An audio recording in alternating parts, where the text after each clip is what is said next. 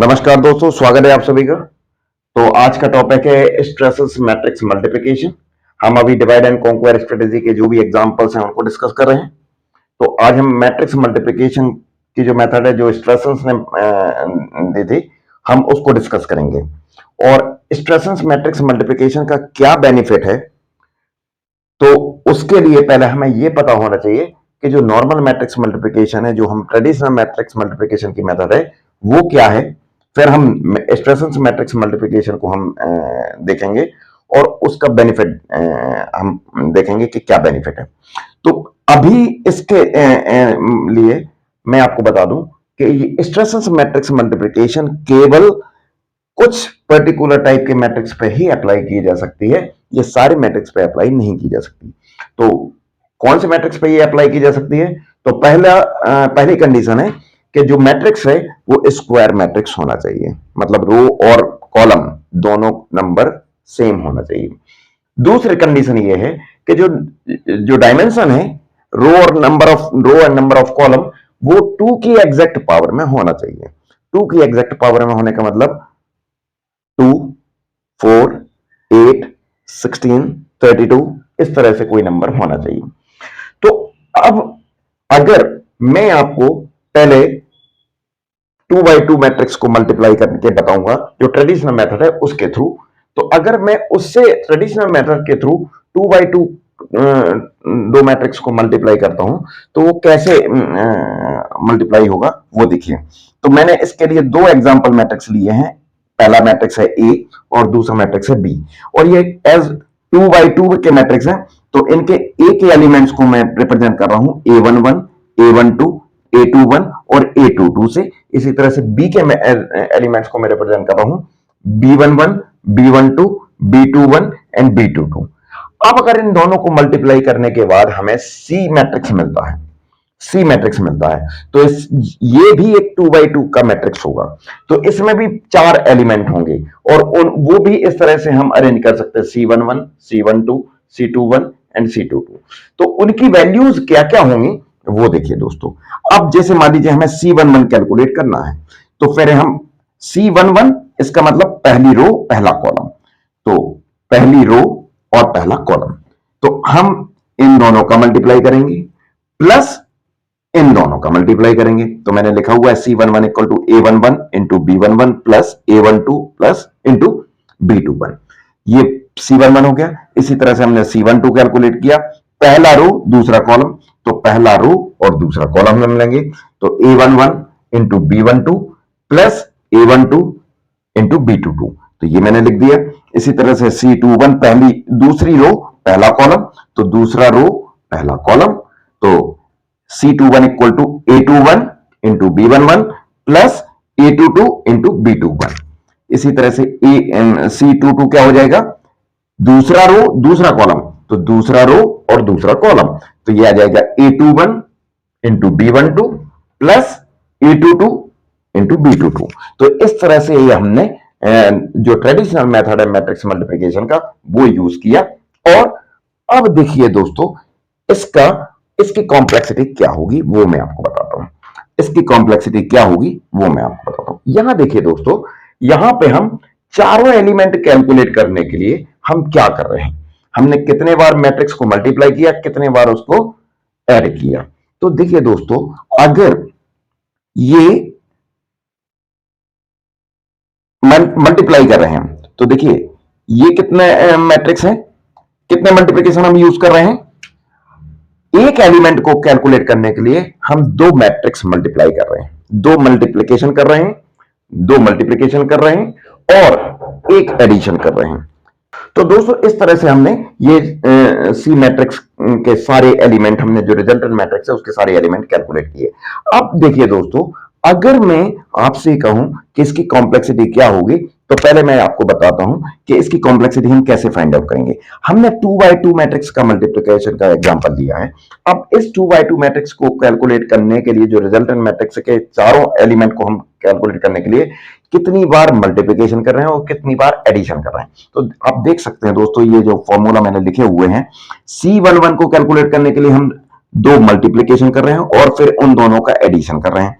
इसी तरह से C12 एंड C21 C22 सभी में हम सेम फॉर्मेट यूज कर रहे हैं। इसका मतलब हम यहां पे कितने मैट्रिक्स मल्टीप्लीकेशन कर रहे हैं, कितने मल्टीप्लीकेशन कर रहे हैं, 8 मल्टीप्लीकेशन कर रहे हैं, और कितने एडिशन कर रहे हैं, 4 एडिशन कर रहे हैं। Multiplication, 8 multiplication and 4 addition, 4 addition, right. तो ये क्लियर हो गया होगा दोस्तों कि हम 2x2 के मैट्रिक्स को कैलकुलेट करने के लिए हम क्या कर रहे हैं, ये 8 मल्टीप्लीकेशन कर रहे हैं और 4 एडिशन कर रहे हैं। क्लियर है दोस्तों। अब मैं इसको और थोड़ा सा इसका डिटेल में आपको बताता हूं कि हम इसको हायर डायमेंशन मैट्रिक्स पे कैसे अप्लाई कर सकते हैं। तो हायर डायमेंशन मैट्रिक्स को अप्लाई करने के लिए ये किस तरह से काम करता है वो मैं आपको बताता हूं।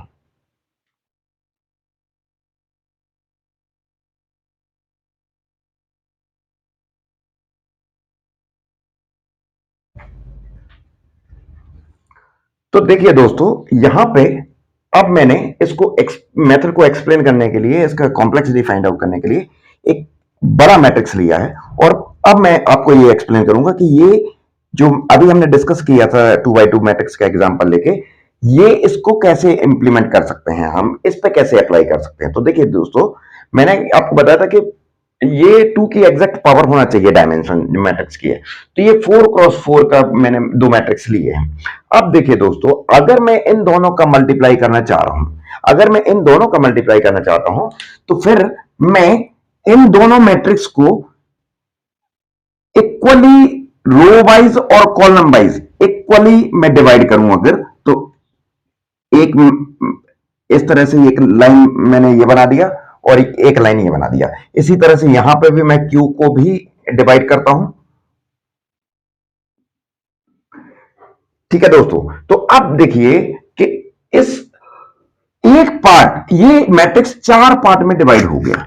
अगर 4 पार्ट में डिवाइड हो गया, तो अब मैं एक पार्ट को मैं क्या कंसीडर कर सकता हूं, A11 कंसीडर कर सकता हूं। दूसरे पार्ट को मैं B11 कंसीडर कर सकता हूं, सॉरी A12 कंसीडर कर सकता हूं। तीसरे पार्ट को मैं A21 कंसीडर कर सकता हूं, और चौथे पार्ट को मैं A22 कंसीडर कर सकता हूं। इसी तरह से इसको देखिए कि ये, अगर मैं इसके भी 4 पार्ट देखूं, तो और मैं पहले पार्ट को Q11, Q12, Q21 और Q22 इनको B11 कंसीडर कर सकता हूं। इन चारों एलिमेंट को मैं B12 कंसीडर कर सकता हूं। इन चारों एलिमेंट को मैं B21 कंसीडर कर सकता हूं, और इन चारों एलिमेंट को मैं B22 कंसीडर कर सकता हूं। तो इसका जो रिजल्टेंट मैट्रिक्स आएगा, जैसे 4x4 के दो मैट्रिक्स को हम मल्टीप्लाई करेंगे, तो ऑब्वियसली हमें जो रिजल्टेंट मैट्रिक्स मिलेगा, जो R होगा, वो क्या होगा, ये भी 4x4 का मैट्रिक्स होगा। अब 4x4 के मैट्रिक्स को हम किसके फॉर्म में मल्टीप्लाई कर रहे हैं, हम कर रहे हैं 2x2 के मैट्रिक्स के फॉर्म में मल्टीप्लाई कर रहे हैं। इसका मतलब अब ये A11 है, ये A12 है, ये A21 है, ये A22 है, हमारे पास B11 है, B12 है, B21 है, B22 है।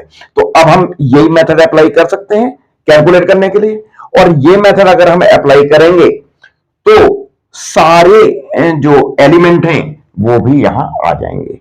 अब जो रिजल्टेंट मैट्रिक्स के 4x4 का मैट्रिक्स मल्टीप्लिकेशन है, तो उसके भी जो चारों एलिमेंट होंगे, ये भी C11 भी क्या होगा, अगर ये A11 और B11 अगर ये 2x2 का मैट्रिक्स है, तो C11 भी क्या आ जाएगा, 2x2 का मैट्रिक्स आ जाएगा। मतलब इसका R मैट्रिक्स का एक पार्ट हमने ले लिया C11, दूसरा पार्ट हमने ले लिया C12, तीसरा पार्ट हमने ले लिया C21, और चौथा पार्ट हमने ले लिया C22।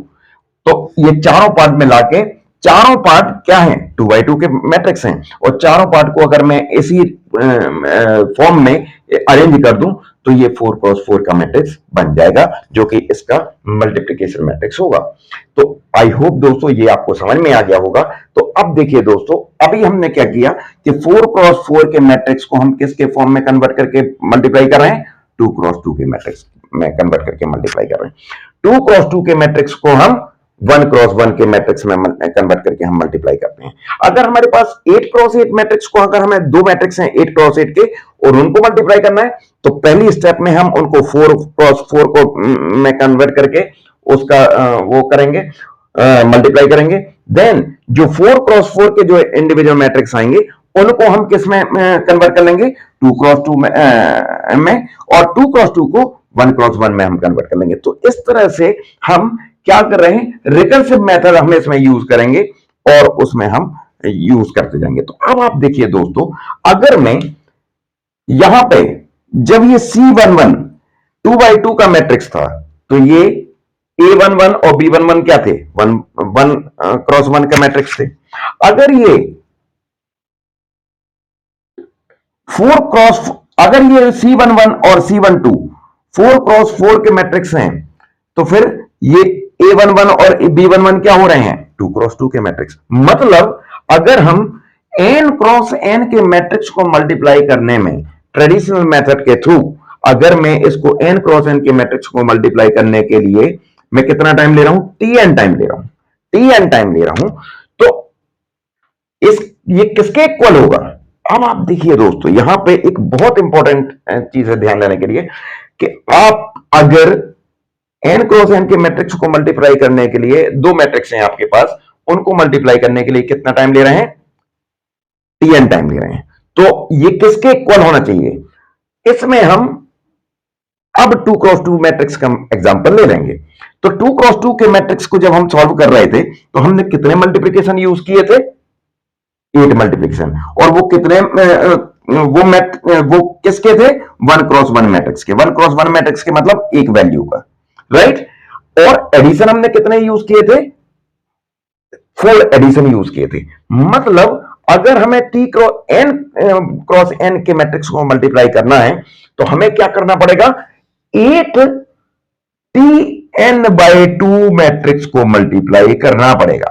8 टाइम्स हमें tn बाई 2 मैट्रिक्स साइज के मैट्रिक्स को मल्टीप्लाई करना पड़ेगा, प्लस 4 टाइम्स हम एडिशन करेंगे कितने बाई कितने मैट्रिक्स का, n by 2 by n by 2 और n by 2 matrix, n by 2 और n बाई 2 मैट्रिक्स का एडिशन। अगर हम n क्रॉस n के दो मैट्रिक्स हैं हमारे पास और उनको हम ऐड कर रहे हैं, तो हमें इनको ऐड करने में कितना टाइम लगने वाला है। अब आप बता सकते हैं, n क्रॉस n के दो मैट्रिक्स हैं, मतलब एक मैट्रिक्स में कितनी वैल्यू है, n स्क्वायर। और अगर दो मैट्रिक्स हैं हमारे पास जिनमें दोनों में n स्क्वायर वैल्यूज हैं, हम क्या करते हैं, करस्पॉन्डिंग वैल्यू को ऐड करते हैं। अगर हम एडिशन कर रहे हैं मैट्रिक्स का, तो हम कैसे कर रहे हैं, p11 plus q11, p12 plus q12, p13 plus q13, p14 plus q14। तो इस तरह से हम करस्पॉन्डिंग वैल्यूज को ऐड करते जाते हैं। अब इस तरह से हमारे पास n क्रॉस n के दो मैट्रिक्स हैं और उन दोनों को हमें ऐड करना है, तो दोनों में नंबर ऑफ एलिमेंट कितने हैं, n स्क्वायर। और अगर हमें एक वैल्यू दो, ये जो दो वैल्यू है, इनसे हम रिजल्टेंट मैट्रिक्स की हम एक वैल्यू फाइंड आउट करेंगे। एक वैल्यू को फाइंड आउट करने के लिए हमें एक एडिशन करना पड़ रहा है। ऐसी n स्क्वायर वैल्यूज को फाइंड आउट करने के लिए हमें कितने एडिशन करने पड़ेंगे, n स्क्वायर एडिशन। और अगर n स्क्वायर एडिशन का एक एडिशन में हमें यूनिट टाइम लग रहा है या कांस्टेंट टाइम लग रहा है, तो n स्क्वायर एडिशन में कितना टाइम लग जाएगा, n स्क्वायर टाइम लग जाएगा, order of n square time लग जाएगा। और order of n square time लग जाएगा, तो इसका मतलब दो मैट्रिक्स को मल्टीप्लाई करने का कॉस्ट जो है, सॉरी, दो मैट्रिक्स को ऐड करने का कॉस्ट जो है वो कितना होगा, n square, order of n square. अब आप ध्यान देना दोस्तों, अगर हम n by 2 n cross n के दो मैट्रिक्स को मल्टीप्लाई करने के लिए हम tn टाइम ले रहे हैं, और उस tn टाइम में हम क्या कर रहे हैं कि tn बाई 2 जो n by 2 cross n by 2 matrix को 8 टाइम्स मल्टीप्लाई कर रहे हैं और 4 टाइम्स हम एडिशन कर रहे हैं। तो वो भी कितने मैट्रिक्स का हो रहा है, n by 2 cross n by 2, n by 2 cross n by 2, तो ये कितना हो जाएगा, n by 2 cross n by 2, n square by 4। और इसमें हम 4 का ही मल्टीप्लाई कर रहे हैं, तो 4 से 4 कैंसिल हो जाएगा, यहां क्या बचेगा, n स्क्वायर। इसका मतलब जो हमारा रिकरेंस रिलेशन आया है दोस्तों, वो कैसा आया है, वो इस तरह से आया है कि Tn equals to 8 of Tn/2, 8 into Tn/2 plus n square. अब आप देखिए ये हमारे पास आ गया रिकरेंस रिलेशन। अब हमें क्या करना है दोस्तों, अगर हमें इसके लिए बेस कंडीशन चाहिए या बाउंड्री कंडीशन चाहिए, टर्मिनेटिंग कंडीशन चाहिए, तो टर्मिनेटिंग कंडीशन के लिए हम क्या लिखेंगे कि हम n की वैल्यू अगर 1 रख दें, इसका मतलब हमारे पास कितना वो है 1 क्रॉस 1 का मैट्रिक्स है, और 1 क्रॉस 1 के मैट्रिक्स में कितना एलिमेंट होते हैं 1। अगर हमारे पास दो मैट्रिक्स हैं जो कि 1 क्रॉस 1 के हैं, तो दोनों, इसका मतलब हमारे पास दो वैल्यूज हैं, और दो वैल्यूज को मल्टीप्लाई करने में हमें कितना टाइम लगता है, कांस्टेंट टाइम लगता है। कितना टाइम लगता है, कांस्टेंट टाइम लगता है। इसका मतलब अगर हमारे पास T1 है, 1 क्रॉस 1 के दो मैट्रिक्स हैं, तो उनको मल्टीप्लाई करने में हमें कितना टाइम लग रहा है, कांस्टेंट टाइम लग रहा है। कांस्टेंट होता है ऑर्डर ऑफ 1, कांस्टेंट होता है ऑर्डर ऑफ 1। तो ऑर्डर ऑफ 1 को हम लिख सकते हैं सिंपली 1। इसका मतलब अब हमारे पास क्या आ गया, ये रिकरेंस रिलेशन आ गया, ये बाउंड्री कंडीशन आ गई। अगर हम इस रिकरेंस रिलेशन पे मास्टर्स मेथड लगाएं, जो कि मैंने लेक्चर 10 में आपको एक्सप्लेन किया है, तो अगर इस रिकरेंस रिलेशन पे हम मास्टर्स मेथड लगाते हैं, तो हमारे पास इसका सॉल्यूशन आ जाएगा ऑर्डर ऑफ बिग ऑफ, या you can say theta of n cube, theta of n cube. इसका मतलब इसकी जो कॉम्प्लेक्सिटी है वो कितना आ रही है, ऑर्डर ऑफ एन क्यूब आ रही है। इसकी जो कॉम्प्लेक्सिटी है वो कितना आ रही है, ऑर्डर ऑफ एन क्यूब आ रही है। ये तो है ट्रेडिशनल मेथड का यूज करके हमने कॉम्प्लेक्सिटी फाइंड आउट की, जो मैथमेटिक्स में हम डिस्कस करते हैं। ट्रेडिशनल मेथड दो मैट्रिक्स को मल्टीप्लाई करने के लिए n क्रॉस n डायमेंशंस की, राइट। तो ये ट्रेडिशनल मेथड में जो कॉम्प्लेक्सिटी आती है वो आती है n cross n to the n cube, order of n cube. तो ये है दोस्तों ट्रेडिशनल मेथड की कॉम्प्लेक्सिटी। अब मैं स्ट्रेसन ने जो मैट्रिक्स मल्टीप्लिकेशन की मेथड बताई, उसकी क्या कॉम्प्लेक्सिटी आती है वो मैं आपको डिस्कस करूंगा। तो इसको समझने के लिए कि स्ट्रेसन ने क्या इंप्रूवमेंट किया मैट्रिक्स मल्टीप्लिकेशन में, इसको समझने के लिए आपको दोनों मेथड की कॉम्प्लेक्सिटी पता होनी चाहिए और दोनों मेथड की कॉम्प्लेक्सिटी फाइंड आउट करना आना चाहिए। तो ये हो गया ट्रेडिशनल मेथड का।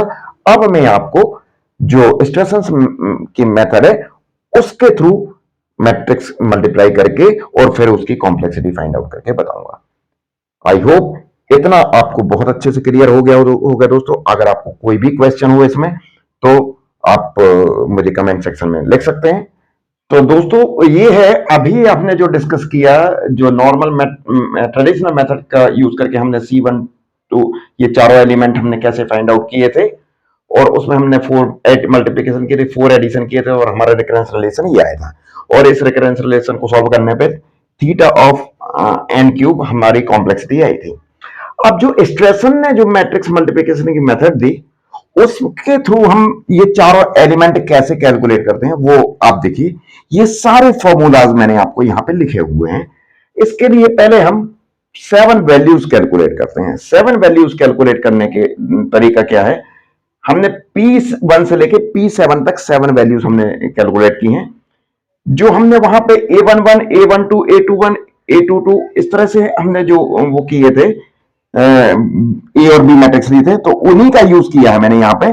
तो P11 को हम कैसे कैलकुलेट करते हैं, P1 को हम कैसे कैलकुलेट करते हैं, A11 into B12 minus B22। इसी तरह से P2 को हम कैसे कैलकुलेट करते हैं, A11 प्लस A12 इंटू इन दोनों के एडिशन में हम B22 का मल्टीप्लाई करेंगे। इसी तरह से P3 हम कैसे कैलकुलेट करते हैं, A21 प्लस A22 और उन दोनों के एडिशन में हम मल्टीप्लाई कर देते हैं B11 का। P4 को फॉर्मूला ये है। इस तरह से P7 तक के फॉर्मूला ये है।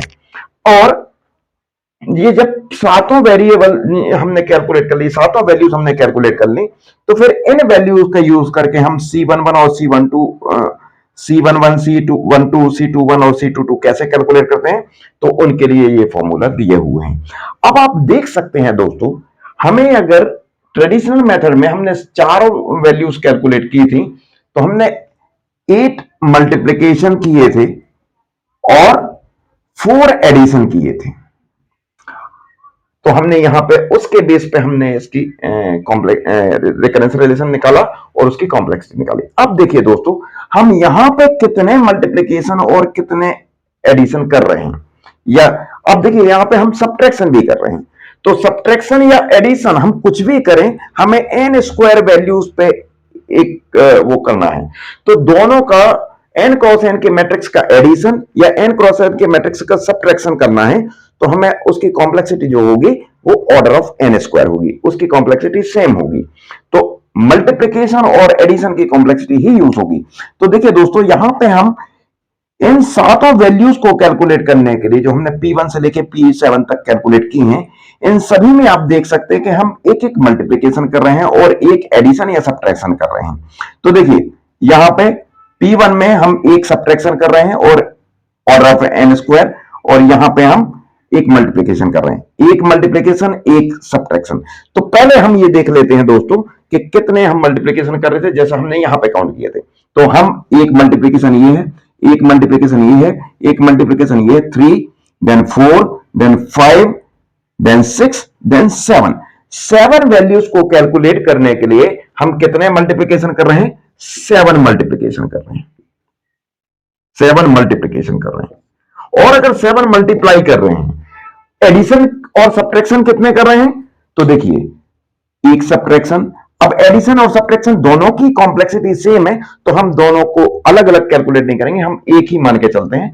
तो 1, 2, 3, 4, 5, 6, 7, 8, 9, 10, 10।